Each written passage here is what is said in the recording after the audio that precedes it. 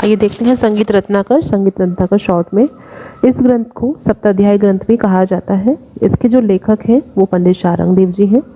इसका लेखन समय है 13वीं सदी। यह 13वीं सदी में लिखा गया। इसका जो आधार ग्रंथ, ये किस किस का आधार ग्रंथ है? ये उत्तरी और दक्षिणी संगीत पद्धति का आधार ग्रंथ है। इन्होंने भरत मुनि जी का अनुसरण किया है। मूर्छना और सारना चतुष्टय में इनकी मौलिकता और प्रतिभा दिखाई देती है। इसमें नाद, श्रुति, स्वर, ग्राम, मूर्छना और जाति के बारे में पूरा विवरण दिया गया है। इसमें कुल 7 अध्याय हैं, इसलिए इसको सप्ताध्यायी कहा गया है। कौन कौन से अध्याय हैं इसमें देखते हैं। स्वर अध्याय, राग विवेकाध्याय, प्रकीर्ण अध्याय, प्रबंध अध्याय, ताल अध्याय, वाद्य अध्याय और नृत्य अध्याय। कैसे याद कर रहे हैं? स्वर संगीत में सबसे पहले करते हैं स्वर, स्वर अध्याय। स्वर की बात करते हैं राग, राग अध्याय। राग के बाद प्रकीर्ण अध्याय, प्रबंध अध्याय, ताल अध्याय, ताल के है वाद्य, वाद्य अध्याय, और वाद्य पे होता है नृत्य, नृत्य अध्याय। तो ये 7 अध्याय लर्न करने हैं। इसके बाद इसके बारे में कितना कितना हमें लिखना है। स्वर अध्याय, स्वर अध्याय में किन किन चीज़ों का वर्णन दिया गया है। इसमें नाद, श्रुति, स्वर, ग्राम, मूर्छना, वर्ण, अलंकार और थाट, इन सभी का इसमें वर्णन दिया गया है। नेक्स्ट अध्याय राग विवेकाध्याय। इसमें ग्राम राग, राग, उपराग, भाषा, विभाषा, अंतर्भाषा, रागांग, भाषांग, उपांग और क्रियांग। इन्होंने सभी रागों को 10 भागों में विभाजित किया और ये 10 राग निम्न प्रकार हैं। ग्राम राग से 30 राग, राग से 20, उपराग से 8, भाषा से 96, विभाषा से 20, अंतर्भाषा से 4, रागांग से 8, भाषांग से 21, उपांग से 3 और क्रियांग से 12। नेक्स्ट अध्याय है प्रकीर्ण अध्याय। इसमें इन्होंने वाग्यकार के 28 गुणों का विवेचन किया है। नंबर 4 अध्याय है प्रबंध अध्याय। इसमें इन्होंने देशी संगीत, मार्गी संगीत, निबद्ध गान, अनिबद्ध गान, रागलाप और रूपकलाप, इनका वर्णन दिया है।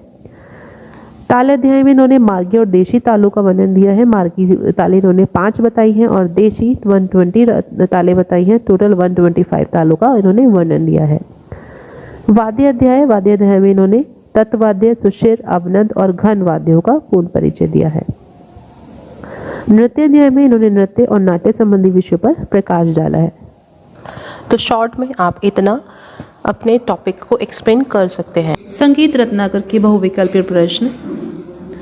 प्रश्न 1, संगीत रत्नाकर किसकी रचना है? भरत मुनि, मतंग मुनि, शारंग देव या तानसेन जी? तो संगीत रत्नाकर की रचना पंडित शारंग देव जी ने की है। तो सही आंसर है ग, शारंग देव जी।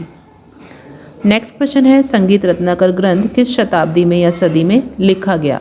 7वीं, 9वीं, 13वीं या 15वीं? तो संगीत रत्नाकर 13वीं सदी में लिखा गया। सही आंसर है ग, 13वीं। नेक्स्ट क्वेश्चन है संगीत रत्नाकर ग्रंथ कितने भागों में विभाजित है, अथवा संगीत रत्नाकर में कितने अध्याय हैं? तो 5, 7, 8 या 9? तो इसमें कुल 7 अध्याय हैं। इस कारण इसको सप्ताध्यायी ग्रंथ भी कहा जाता है। तो ग्रंथ है, देखिए ग्रंथ में देखिए अध्याय कौन कौन से हैं। स्वर अध्याय, राग विवेकाध्याय, प्रकीर्ण अध्याय, प्रबंध अध्याय, ताल अध्याय, वाद्य अध्याय और नृत्य अध्याय।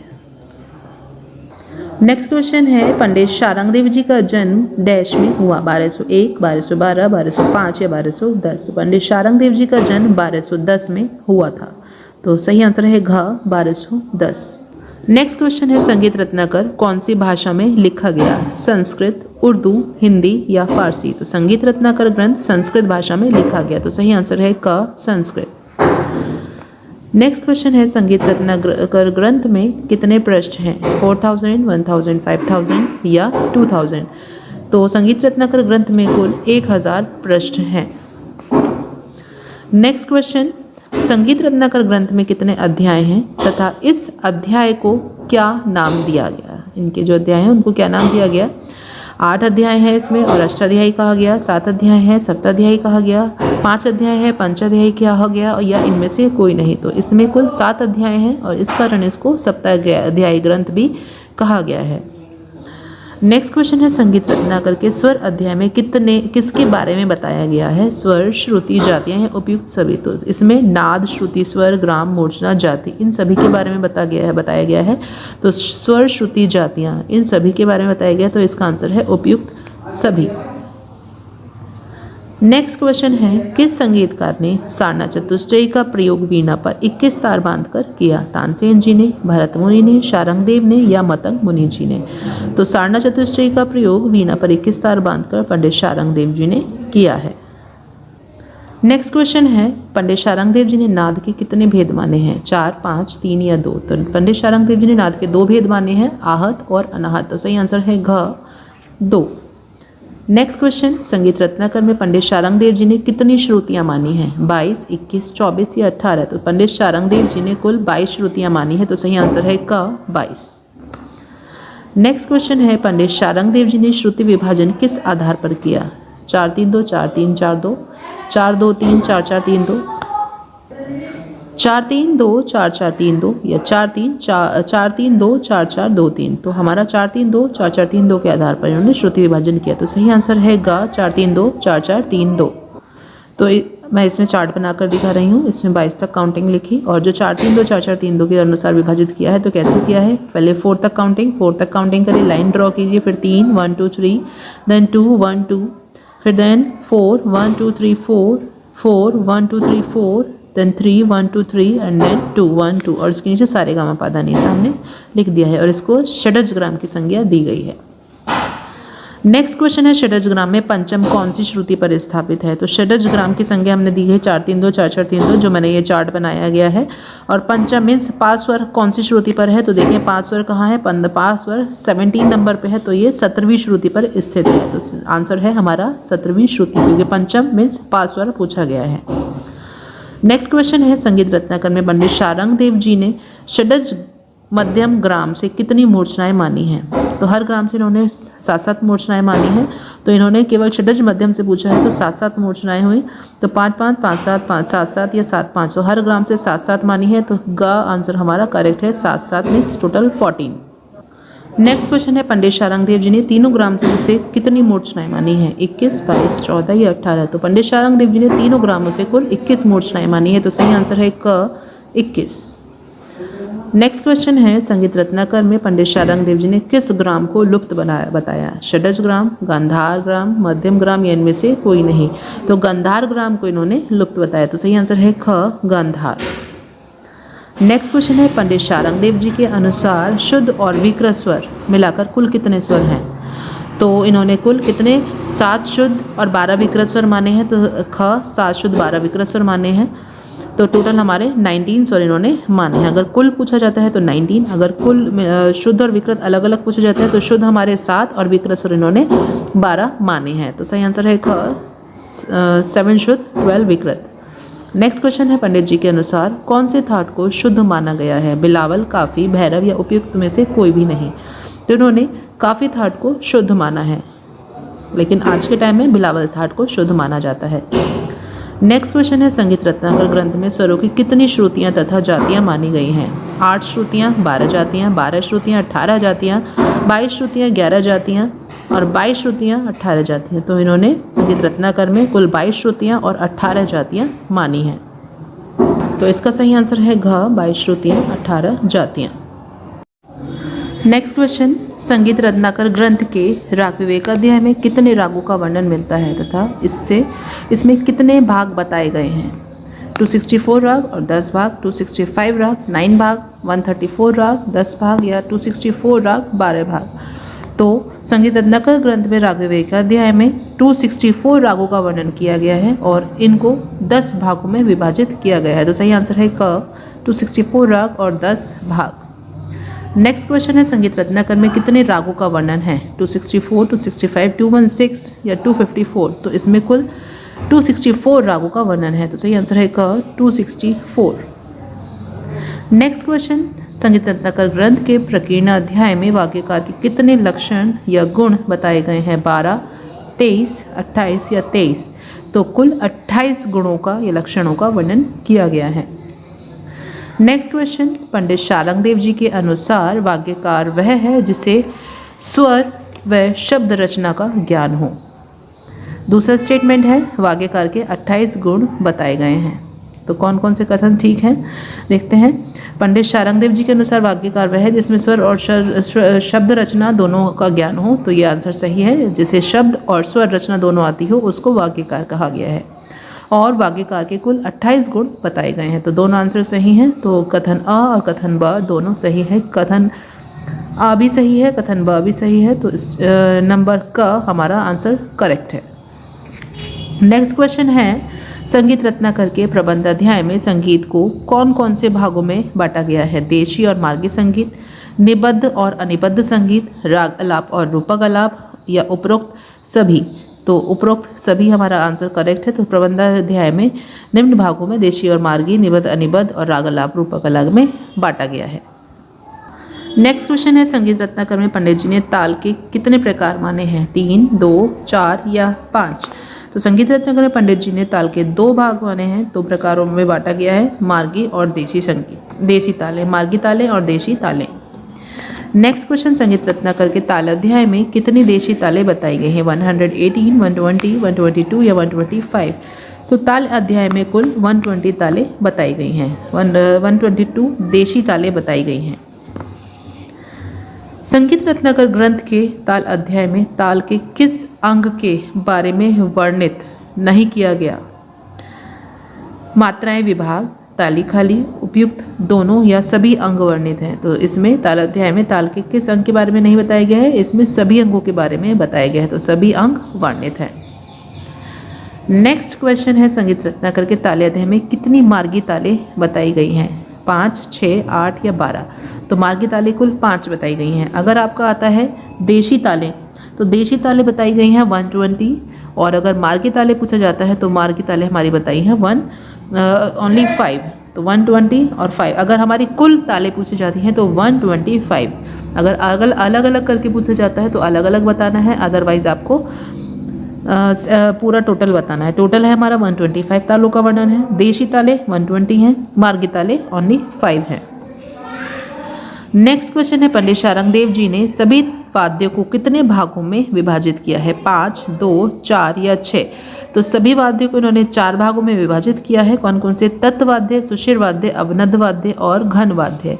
तत्वाद्य जो तार वाले वाद्य हैं वो तत्वाद्य कहलाते हैं। सुशिर वाद्य जो हवा वाले, जैसे शहनाई, बांसुरी, ये सब हवा वाले वाद्य तत्वाद्य। तार जैसे तानपुरा हो गया, गिटार हो गया, जितने भी तार वाले हैं वो सब तत्वाद्य में आते हैं। अवनद्ध वाद्य जितने भी चमड़े वाले, ढोलक, तबला, ढोल, ये सभी अवनद्ध वाद्य में आते हैं। और घन वाद्य जितने भी धातु वाले वाद्य हैं वो घन वाद्य के, जैसे घंटा, मंजीरा, चिमटा, ये सभी घन वाद्य के अंतर्गत आते हैं।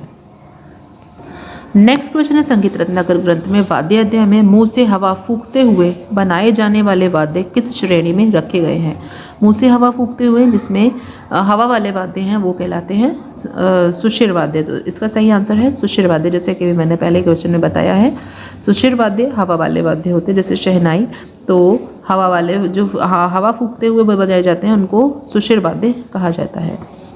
नेक्स्ट क्वेश्चन है, सितार, गिटार, सारंगी, वीणा वाद्य के किस प्रकार के अंतर्गत आते हैं? तो सितार में होते हैं तार, तो तार वाले वाद्य कहलाते हैं तत्वाद्य, तो तत्वाद्य के अंतर्गत ये आते हैं। आंसर क इज करेक्ट।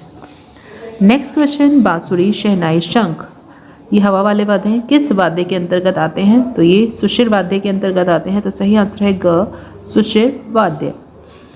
नेक्स्ट क्वेश्चन, ढोल, तबला, ढोलक, डमरू, नगाड़ा किस वाद्य के अंतर्गत आते हैं? तो ये हमारे ढोल, ये है हमारा चमड़े वाला वाद्य जो कहलाता है अवनद्ध वाद्य।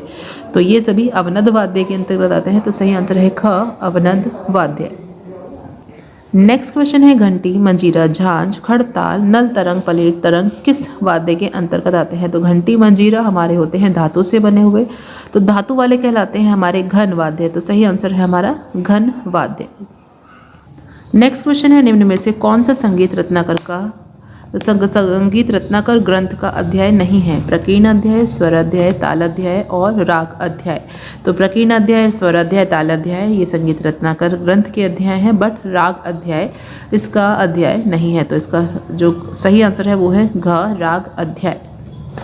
नेक्स्ट क्वेश्चन, निम्न में से कौन सा संगीत रत्नाकर ग्रंथ का अध्याय है? नृत्य अध्याय, जातीय अध्याय, वर्ण अध्याय, समय अध्याय। तो नृत्य अध्याय हमारा संगीत रत्नाकर ग्रंथ का अध्याय है, तो सही आंसर है क, नृत्य अध्याय। नेक्स्ट, संगीत रत्नाकर के किस अध्याय में नृत्य और नाट्य संबंधी विषयों पर प्रकाश डाला है? तो नृत्य और नाट्य संबंधी विषयों पर प्रकाश नृत्य अध्याय में डाला गया है। तो सही आंसर है ग, नृत्य अध्याय। संगीत पारिजात के जो मुख्य बिंदु हैं वो इस प्रकार हैं। इसके जो लेखक हैं वो पंडित अहोबल जी हैं और 1650 में इन्होंने संगीत पारिजात लिखा। इसका अनुवाद फारसी भाषा में पंडित दीनानाथ जी द्वारा किया गया।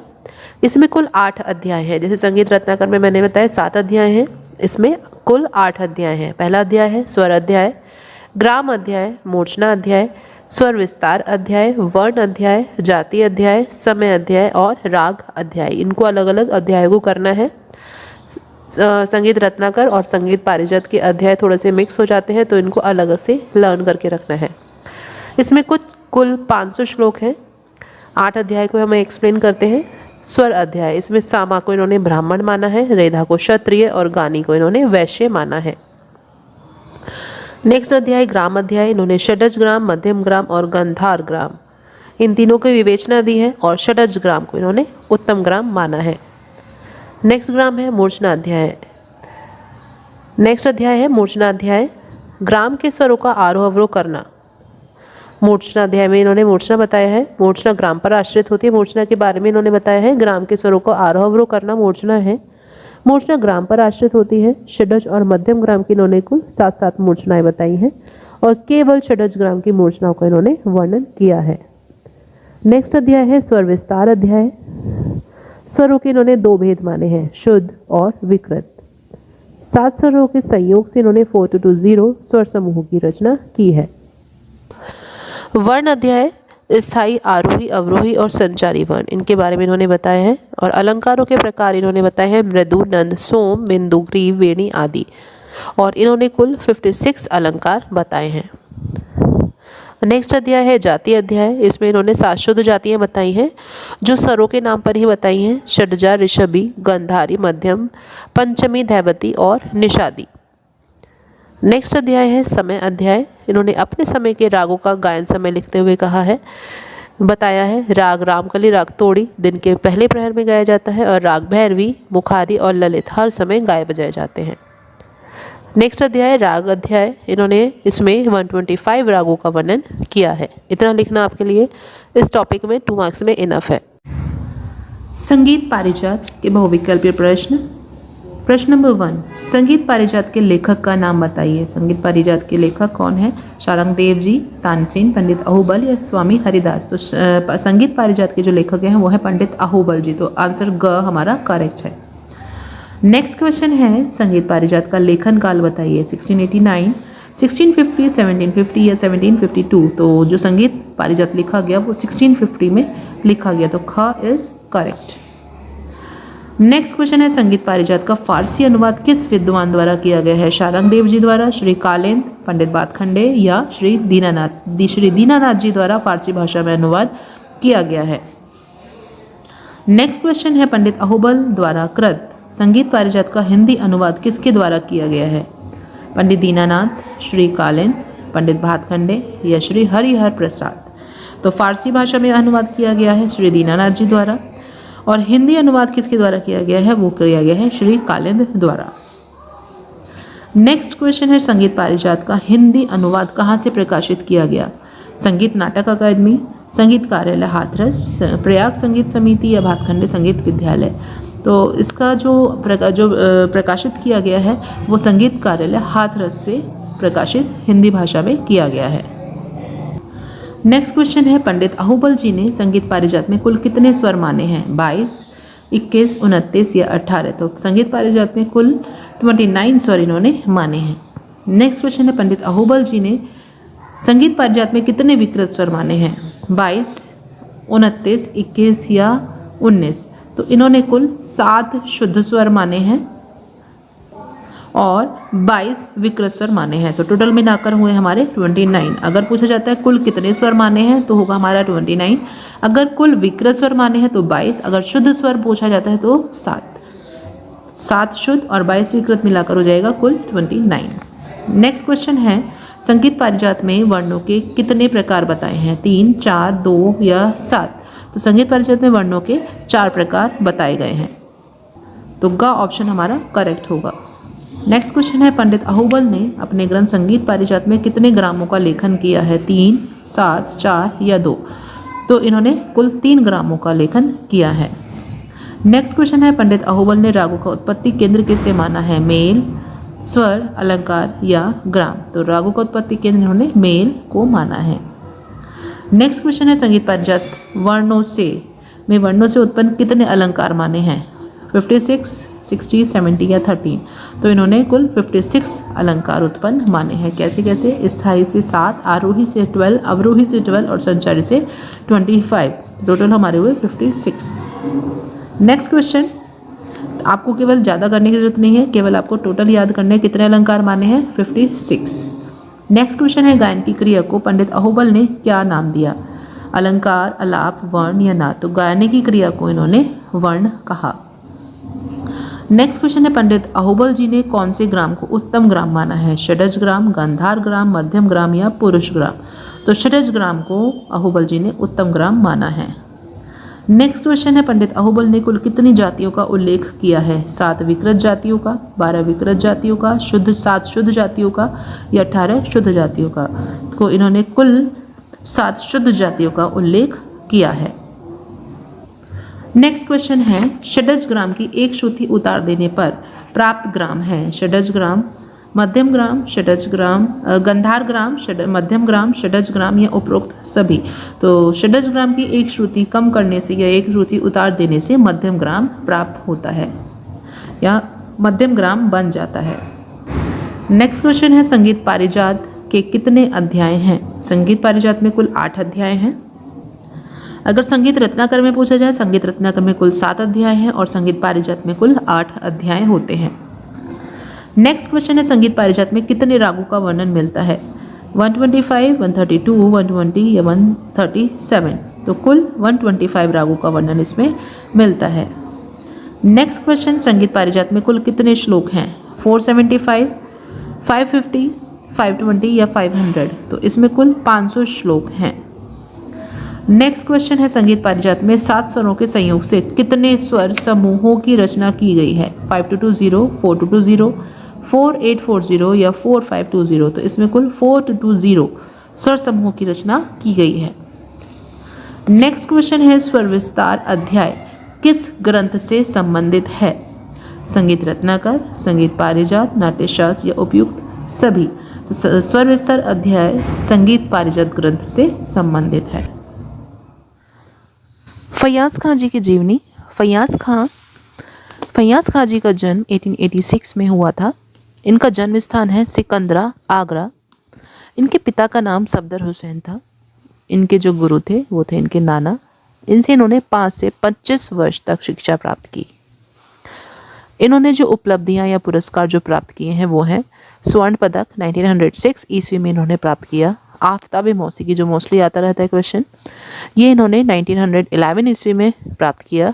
बड़ौदा के महाराज सियाजी राव ने इनको अपने दरबार में दरबारी गायक नियुक्त किया। बंगाल संगीत परिषद तथा इलाहाबाद विश्वविद्यालय से इनको सम्मान मिला 1935 में। लाहौर रेडियो स्टेशन से प्रस्तुतियां इन्होंने दी। इनकी जो विशेषताएं रही हैं, ये काफ़ी नीचे स्वर से गाया करते थे। जोरदार और भरावट आवाज़ थी। सभी तरीके के गायन में ये निपुण थे।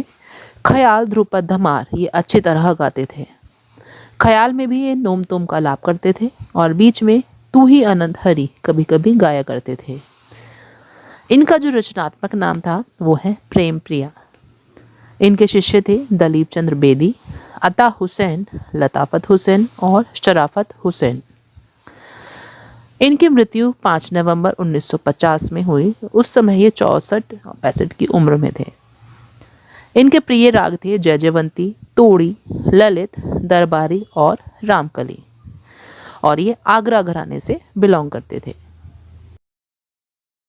फैयाज खां जी के बहुविकल्पीय प्रश्न। प्रश्न नंबर 1, उस्ताद फैयाज खां का जन्म कब हुआ? 1866, 1896, 1886 या 1876? तो उस्ताद फैयाज खां जी का जन्म 1886 में हुआ था। तो सही आंसर है ग 1886। नेक्स्ट क्वेश्चन, अपनी रचनाओं में प्रेम प्रिया शब्द कौन से गायक गाते थे? तानसेन, बैजू बावरा, उस्ताद फैयाज खां या उस्ताद बड़े गुलाम अली खां? तो अपने रचनाओं में प्रेम पिया शब्द उस्ताद फैयाज खां जी गाते थे। नेक्स्ट क्वेश्चन है, आलाप करते समय बीच बीच में तू ही अनंत हरी कौन गाते थे? उस्ताद फैयाज खां, अब्दुल करीम खां, उस्ताद बड़े गुलाम अली खां या श्री कृष्ण राव शंकर पंडित? तो फैयाज खां जी बीच बीच में तू ही अनंत हरी गाते थे। नेक्स्ट क्वेश्चन, किस गायक को आफ्ताबे मौसीकी से नवाजा गया है? तो आफ्ताबे मौसीकी से, ये कई बार क्वेश्चन आ चुका है बोर्ड में, तो इसका आफ्ताबे मौसीकी से उस्ताद फैयाज खां जी को नवाजा गया है। नेक्स्ट क्वेश्चन है, फैयाज खां का जन्म कहाँ हुआ? सिकंदराबाद, गुजरात, इलाहाबाद या शामली? तो इनका जन्म सिकंदराबाद में हुआ था, तो सही आंसर है क, सिकंदराबाद। नेक्स्ट क्वेश्चन है, फैयाज खां किस घराने के गायक थे? आगरा घराना, किराना घराना, बनारस घराना या ग्वालियर घराना? तो फैयाज खां जी आगरा घराने से बिलोंग करते थे।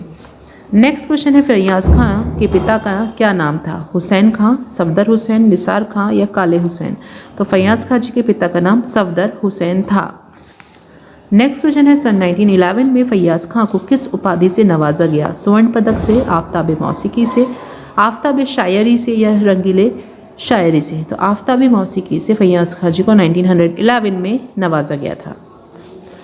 नेक्स्ट क्वेश्चन है, फैयाज खां की रचित रचनाओं का नाम क्या है? रसिक प्रिया, प्रेम प्रिया, रचना प्रिया या प्रेम बिहाग? तो इनकी जो रचित रचनाएं हैं उनका नाम है प्रेम प्रिया। नेक्स्ट क्वेश्चन है, तड़पत हूँ जैसे जल बिन मीन रचना किस राग की है जो फैयाज खां द्वारा गाई गई है? राग ललित, राग जोग, राग भैरव या राग बिहाग? तो इसका सही आंसर है राग ललित। नेक्स्ट क्वेश्चन, फैयाज खां के प्रिय राग कौन से हैं? भैरव, बिहाग, मालकौस, भैरव दरबारी भैरवी, ललित दरबारी जयजयवंती या बागेश्वरी शुद्ध सारंग? तो इसके सही आंसर है ग, ललित दरबारी और जयजयवंती इनके प्रिय राग हैं। नेक्स्ट क्वेश्चन है, फैयाज खां की मृत्यु कब हुई? 7 नवंबर 1960, 5 नवंबर 1950, 6 सितंबर 1950 या 5 नवंबर 1960? तो इसका सही आंसर है फैयाज खां जी की जो मृत्यु हुई वो 5 नवंबर 1950 को हुई थी। उस्ताद बड़े गुलाम अली खां जी का जन्म 1902 में हुआ था। स्थान इनका जन्म पंजाब में कसूर नामक गांव में हुआ था। इनके पिता का नाम अली बख्श था और इनके चाचा का नाम काले खां। ये पटियाला घराने से बिलोंग करते थे। इनके भाई, 3 भाई थे इनके, बरकत अली खां, मुबारक अली खां, अमान अली खां। सन 1945 में महात्मा गांधी ने इनके गायन से प्रभावित होकर प्रशंसा पत्र इनको दिया। संगीत में इनका क्या क्या योगदान रहा है? इनके जो प्रिय राग थे वो थे कल्याण, भूपाली, भैरवी, मालकौस, पुरिया और बिहाग। इनका राग झंझोटी में हरिओम तत्सत बहुत प्रसिद्ध था। ये शास्त्रीय संगीत के बहुत बड़े ज्ञाता थे। ये पंजाबी अंग की ठुमरी में बड़े सिद्धहस्त थे और ये ठुमरियों के बादशाह थे। संगीत में जो उनकी उपलब्धियां और इनको जो सम्मान प्राप्त हुए हैं वो इस प्रकार हैं। 1962 में इन्होंने संगीत नाटक अकेडमी प्राप्त किया, मीन्स अवार्ड इनको 1962 में संगीत नाटक अकेडमी अवार्ड प्राप्त हुआ। 1962 में ही भारत के राष्ट्रपति द्वारा इनको पद्म भूषण से नवाजा गया। इनको संगीत शिरोमणि, संगीत नायक, संगीत महू महापाध्याय एवं तानसेन सम्मान मिला। इनकी जो मृत्यु हुई वो 23 अप्रैल 1968 में हैदराबाद में इनकी मृत्यु हो गई। उस्ताद बड़े गुलाम अली खां जी से रिलेटेड जितने भी बहुविकल्पी प्रश्न हैं वो इस प्रकार हैं। उस्ताद बड़े गुलाम अली खां जी का जन्म कब हुआ? 1905 में, 1903 में, 1907 में या 1902 में? तो उस्ताद बड़े गुलाम अली खां जी का जन्म 1902 में हुआ, तो घ ऑप्शन इसका सही है। नेक्स्ट क्वेश्चन है, कानून नामक साज कौन से कलाकार बजाते थे और रियाज करते थे? कृष्णराव शंकर पंडित, उस्ताद बड़े गुलाम अली खां, उस्ताद फैयाज खां और उस्ताद अब्दुल करीम खां। तो इसका सही आंसर है उस्ताद बड़े गुलाम अली खां।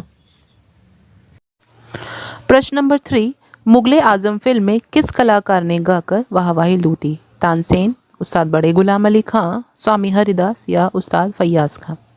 तो मुगले आजम फिल्म में उस्ताद बड़े गुलाम अली खां ने गाकर वाहवाही लूटी। नेक्स्ट क्वेश्चन है, ठुमरी फेस्टिवल और सबरंग उत्सव किस कलाकार की याद में करवाया जाता है? उस्ताद फैयाज खां, कृष्णराव शंकर पंडित, उस्ताद अब्दुल करीम खां या उस्ताद बड़े गुलाम अली खां? तो ठुमरी फेस्टिवल और सबरंग उत्सव उस्ताद बड़े गुलाम अली खां जी के याद में आज भी करवाया जाता है। नेक्स्ट क्वेश्चन है, बड़े गुलाम अली खां जी का जन्म कहाँ हुआ था? पंजाब, आगरा, लाहौर या इलाहाबाद? तो इसका सही ऑप्शन है लाहौर। बड़े गुलाम अली खां जी का जन्म पंजाब के मशहूर शहर लाहौर में कसूर नामक गांव में हुआ था। तो इसका सही ऑप्शन है लाहौर शहर में। नेक्स्ट क्वेश्चन है, बड़े गुलाम अली खां ने अपनी प्रारंभिक संगीत यात्रा कौन सा वाद्य बजाकर की थी? सारंगी, हारमोनियम, शहनाई या तानपुरा? तो इन्होंने प्रारंभिक संगीत की जो यात्रा प्रारंभ की थी वो सारंगी बजाकर की थी। नेक्स्ट क्वेश्चन है, गुलाम अली खां सन 1960 में कौन सी बीमारी से ग्रसित हुए? बुखार, दिल का दौरा, लकवा या इनमें से कोई नहीं? तो बड़े गुलाम अली खां जी 1960 में लकवा बीमारी से ग्रसित हुए थे। नेक्स्ट क्वेश्चन है, सन 1961 में कौन सी सरकार द्वारा गुलाम अली खां को राष्ट्रीय सहायता प्राप्त हुई?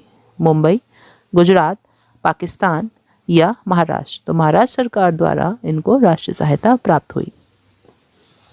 नेक्स्ट क्वेश्चन है, बड़े गुलाम अली खां के पुत्र का क्या नाम था? रहीम अली, मुनव्वर अली, मुबारक अली या हाजी सुजान खां? तो इनके जो पुत्र का नाम था वो था मुनव्वर अली। नेक्स्ट क्वेश्चन है, बड़े गुलाम अली खां की मृत्यु कब हुई? 24 अप्रैल 1968 में, 23 अप्रैल 1968 में, 23 अप्रैल 1960 में या 27 सितंबर 1968 में? तो इनकी जो मृत्यु हुई 23 अप्रैल 1968 में हुई थी। तो इसका सही ऑप्शन है ख, 23 अप्रैल 1968। इसके मुख्य बिंदु इस प्रकार हैं। इनका जन्म 21 जुलाई 1894 में दक्षिण ब्राह्मण परिवार में हुआ था। इनका जन्म स्थान है ग्वालियर, तो ये ग्वालियर घराने से बिलोंग करते थे। इनके पिता का नाम श्री शंकर राव था।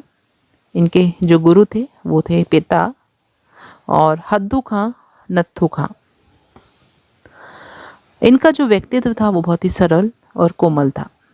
इनकी रचनाएं जो रही हैं वो है संगीत प्रवेश, संगीत सरगम सार, संगीत आलाप संचार। इन्होंने जो उपलब्धियां प्राप्त की हैं, 1926 में इन्होंने आलिया कौंसिल की तरफ से ग्वालियर के दरबार में दरबारी गायक इनको नियुक्त किया गया।